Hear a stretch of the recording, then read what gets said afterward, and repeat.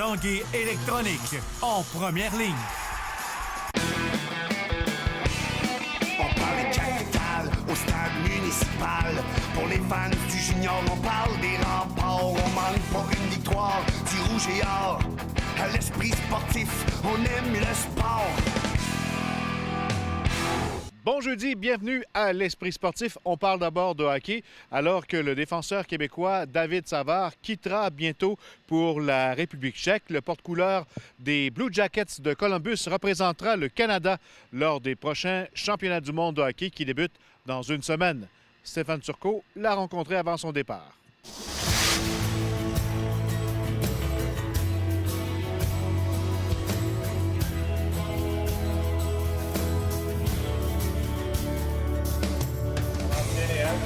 David Savard poursuit son entraînement, car sa saison n'est pas terminée.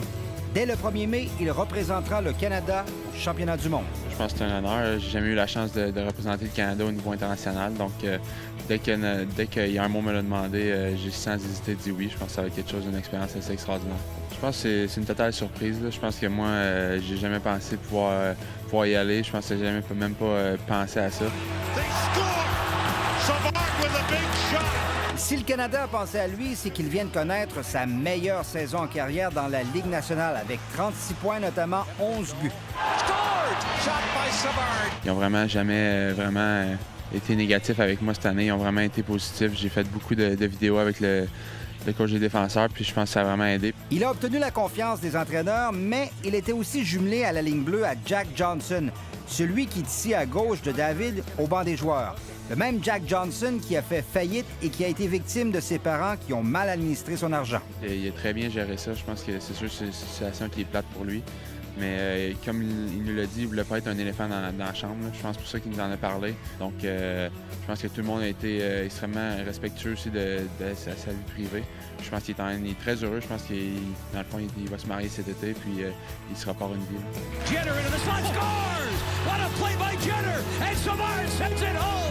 Même si les Blue Jackets ne sont pas qualifiés pour les séries, David Savard suit les activités et croit que les Flames de Calgary pourraient être l'équipe Cendrillon. C'est vraiment un club bien encadré là, avec Bob Hartley. Ils ont la possibilité de jouer un peu de tous les styles. Là. Ils peuvent jouer offensif, en même temps ils peuvent jouer défensif, jouer une game fermée. Donc ça peut être surprenant des fois de voir une équipe comme ça là, se faufiler jusqu'en finale de conférence ou même en Coupe Stanley. Pendant qu'il croit que les Flames vont se battre pour la Coupe Stanley, David Savard, lui, espère ramener une médaille d'or du championnat du monde. Stéphane Turcot, TVA Sport, à Québec. Les prochains championnats du monde de karting de location auront lieu en juin prochain. Ce sera du côté de Paris. Et l'équipe canadienne sera entièrement composée de pilotes québécois.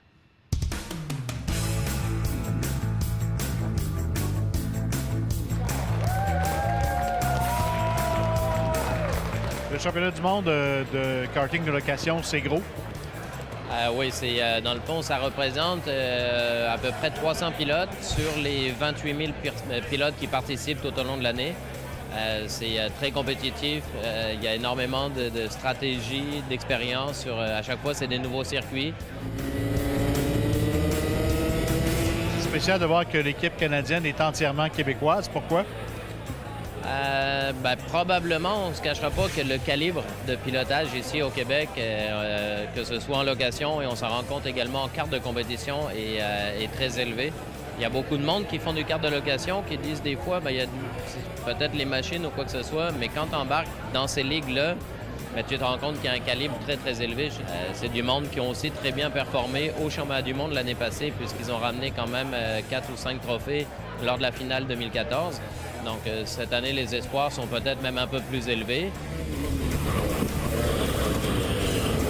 Première que cette participation avec le fils? Oui, une première en 2015. On va au championnat mondial. Les deux ensemble. Lui, il fait le junior, puis moi, le sprint, qui est la compétition la plus relevée, si on veut.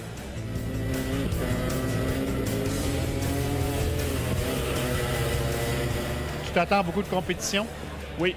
J'ai entendu dire que ça brosse pas mal là-bas, puis c'est très, très serré entre le premier puis même le 25e, 30e. C'est hyper compétitif. J'attends à avoir du fun. J'aimerais ça m'amuser. Je suis là-bas juste pour m'amuser, pour supporter toute la pression. Là. Je veux juste m'amuser. Avoir le père avec toi dans cet événement-là, dans cette expérience-là, c'est le fun? Ouais, très le fun. Ouais, puis il m'encourage souvent, puis j'aime ça. Donne des petits trucs un peu aussi. L'objectif cette année, compte tenu de ce que tu as fait l'an passé, c'est quand même assez élevé. Oui, quand même. J'ai eu 2 victoires l'année passée, donc j'ai ramené des beaux trophées qu'on a pu exposer sur un total de 6 qu'on a ramassé en équipe. Cette année, je suis en catégorie endurance, donc je suis avec une équipe, avec Geneviève Bélan et Gabrielle Gagnon, qui sont venus aussi au championnat du monde l'année dernière. On a hâte de voir endurance. C'est une course de 12 heures, c'est assez long. Ça se gagne pas sur un dépassement ou deux, c'est très long, donc je pense que ça va bien aller. J'espère qu'on va pouvoir bien se classer. Elle, Grenier, c'est important pour toi d'être le parrain de cette gang-là là, qui vont vivre tout un trip au championnat du monde?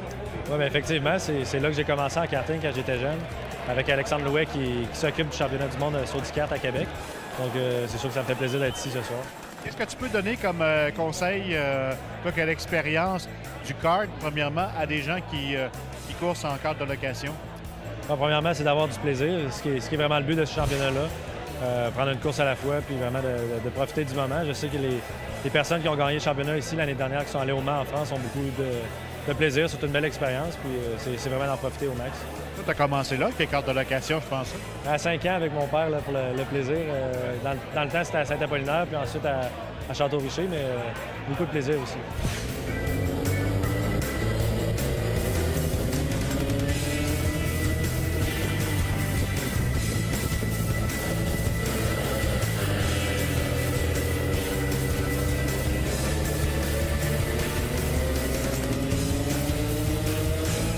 Après la pause, les meilleures équipes de handball de la province se donnent rendez-vous à Lévis. On revient dans 3 minutes 30.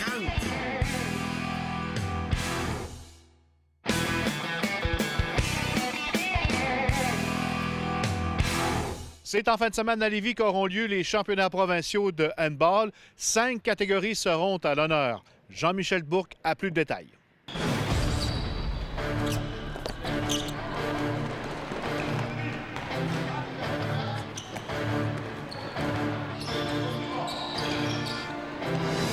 Alexis, gros rendez-vous de handball en fin de semaine à Lévis. Qu'est-ce que c'est exactement? Ben, en fait, c'est la fête du handball au Québec, on pourrait dire. C'est comme c'est les finales du circuit québécois.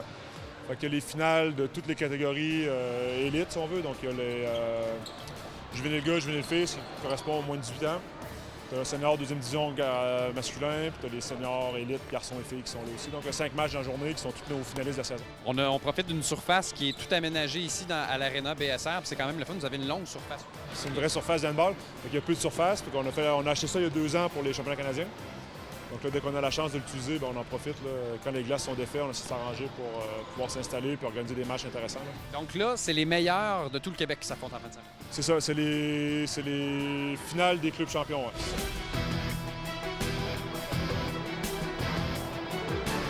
M. Magui, en fin de semaine, c'est le tournoi ici à Lévis, mais c'est particulier pour vous parce que vous avez une saison parfaite avec vous. Oui, c'est notre 20e partie qu'on joue cette année. C'est la finale.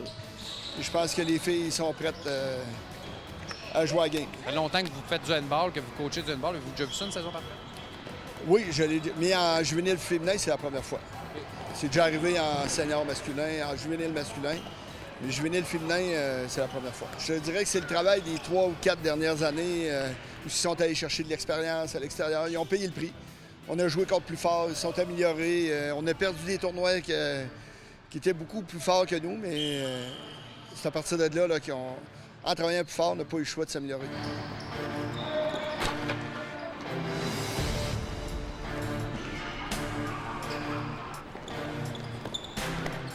Tant mieux, c'est ça qu'on attendait de l'équipe ensemble, puis on est allé là en équipe, puis on est vraiment très contents, très fiers de ce qu'on a fait.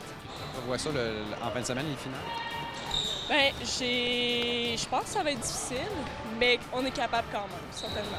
Quel a fait votre succès cette année, selon vous? L'esprit d'équipe, je dirais, de travailler en équipe, on s'entend tous bien, c'est vraiment ça. Là. Ça fait longtemps que vous jouez ensemble? Oui, il y en a qui sont nouvelles, mais la plupart on suit depuis qu'on a commencé à jouer au handball. Comment vous entrevoyez la partie en fin de semaine contre Sherbrooke? Ça va être dur, c'est physique, ils sont un petit peu plus vieilles que nous. Dans l'année, on a toujours eu le dessus sur eux. Dans la saison régulière, on a eu le dessus. Là, ça a peut-être piqué un petit peu leur orgueil, mais à l'inverse, moi, les filles sont très confiantes. Parce qu'ils ont toujours eu le dessus, puis ça ne changera pas. Mes attentes, c'est qu'ils travaillent fort, puis je crois que la réussite va suivre. C'est-tu difficile de trouver des joueurs de handball?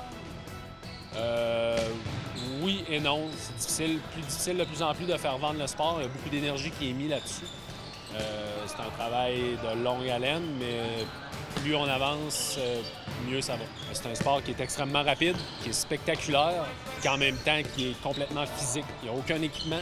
Il y a besoin d'une paire de souliers, un short, un chandail, un ballon. Puis beaucoup de contact physique.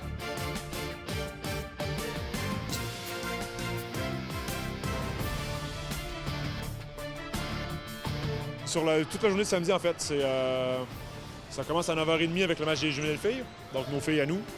Après ça, il y a des matchs aux heures 45, ça se finit avec la finale senior à 4h30. Puis en soirée, il y a le gala bénéfice pour la Fédération québécoise de handball qui est organisé la même journée que les finales, profiter du monde qui viennent, puis un peu... On va remettre les honneurs individuels. Oui, on remet les honneurs individuels, les honneurs collectifs. Puis maintenant, c'est un gala bénéfice via le programme Placement Sport du gouvernement. Donc, c'est une levée de fonds en même temps pour la Fédération pour continuer à promouvoir le handball au Québec. C'est la première fois que Lévis l'organise? Oui, c'est la première fois. Par tradition, ça a souvent été à Montréal. Par tradition, par facilité, puis par beaucoup plus d'équipes là-bas, puis les installations étaient là.